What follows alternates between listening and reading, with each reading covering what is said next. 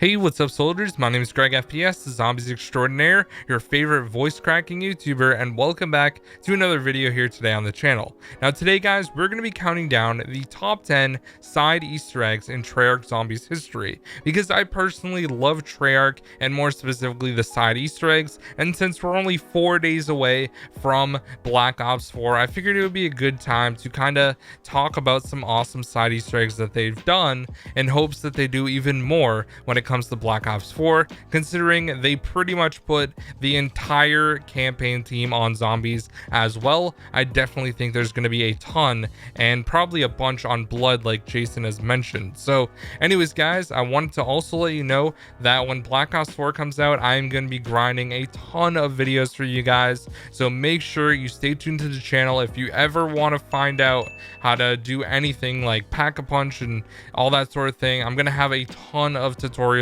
and guides up for you guys, so make sure you come back to my channel because I will have the most in-depth and clear and concise guides for you guys when Black Ops 4 comes out. So make sure you guys check it out. But without further ado, let's get right into the top 10 side Easter eggs in Treyarch Zombies history.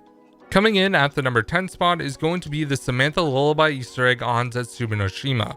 So this takes place down in the purple water room where you knife those bags in order to get one of the parts for the pack-a-punch on Zetsubo. Now there are a bunch of pods on the wall and someone accidentally poured water into one of them and it made a noise. So someone that was really good with music and I believe played the piano came along and was able to actually map out the Samantha Lullaby Easter egg song by dumping different amounts of waters into all of the different pods. And once you do it correctly, it actually plays the Samantha Lullaby Easter egg song. Now this was found like right before Gorod came out, and it was such a cool Easter egg when I did it for myself, and I thought this one definitely deserved to be on the list. Even though it's at the number 10 spot, it's still a really cool side Easter egg. Coming in at the number 9 spot is going to be the upgraded Dragon Strikes on Gorod Krovi. So what you have to do is get the normal Dragon Strikes. You have to get 50 kills, and then there's going to be some flags that spawn around the map. You have to land your Dragon Strikes each round on all of those flags to basically make them disappear. Once you do this, then you go back over to the bunker and you do one more lockdown, and this time while doing the lockdown you have to use the Dragon Strikes, and then once you do that, then you'll get the upgraded Dragonite controller, which actually is much stronger. It gives you 2 shots instead of 1, which is really nice, and it also has a larger blast radius and actually lasts longer. And since it's kind of like monkeys because it attracts the zombies, it can be extremely useful if you're going for high rounds on Gorod. So that comes in at the number 9 spot. Coming in at the number 8 spot is probably the most useless upgrade ever in Call of Duty Zombies history, and that is upgrading the shield on Shadows of Evil. And it does have a cool name. It's called the Goddard Apparatus, which is such a sick name. I don't know what it means, but it sounds cool, and we're just gonna stick with it. But overall, how you get this is it's actually kind of like a bowling Easter egg. Now, as you guys know, on Shadows, it has a shield blast where you can kill a bunch of zombies by basically blasting into them with the shield. Now, what you have to do is kill 10 zombies in a row 10 times. And the reason it's a bowling Easter egg is because when you bowl and you get 10 strikes in a row, that's a perfect game of 300. So what you have to do is get 10 kills 10 times in a row. Now say you got 10 kills 9 times in a row, and on the 10th time you only killed 9 zombies instead of 10, you have to completely restart. Now the only good thing about this shield is it gives you 1 extra shield blast, so instead of 3 you got 4, and that's literally the entire thing. I would say that the shield lasts a little bit longer, but the reason it's annoying is because each player, if they want the upgraded shield, has to do it themselves. So definitely really useless for a shield, and that comes in at the number 8 spot.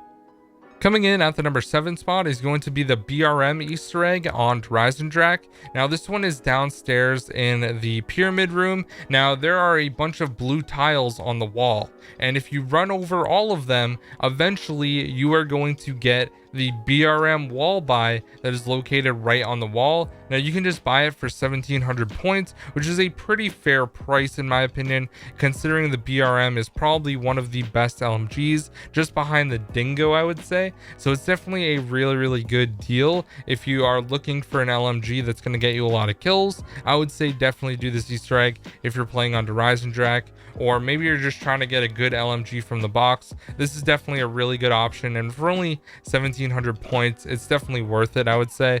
So that comes in at the number 7 spot. Coming in at the number 6 spot is a really cool forgotten side Easter egg that's on Shadows of Evil, and this one is the Margwa mask.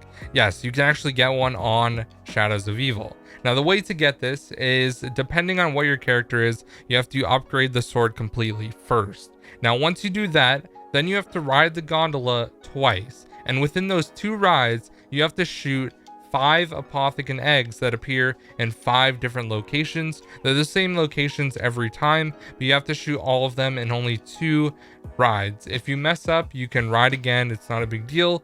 And eventually, once you do that and you get a sound indicator, depending on what your character is, then you go to that location, and around that area inside that building, you're actually going to get the upgraded Margwa mask. So for example, if you're Nero, it's going to be in Nero's lair. If you're the boxer, it's going to be in the boxing gym. If you're Jackie Vincent, it's going to be in the burlesque.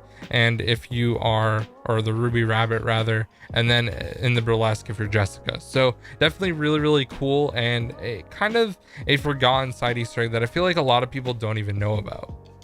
Coming in at the number 5 spot is probably one of my favorite Easter eggs, and that is the disco Easter egg on Horizon Drac. Now, this is just in the Eagle's Nest area, and what you have to do is get the rocket going around in the middle of like the globe area to be lined up with the moon, and you just throw a grenade at it. You can shoot with a ray gun or throw like a widow's wine grenade or anything like that, and then it will light up and it will play disco music, and there'll be disco lights everywhere. It just looks so sick, and definitely one of my favorite side Easter eggs, just because it was so aesthetically pleasing and just really cool.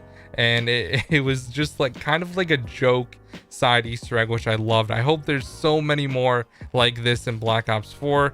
And yeah, that comes in at the number 5 spot.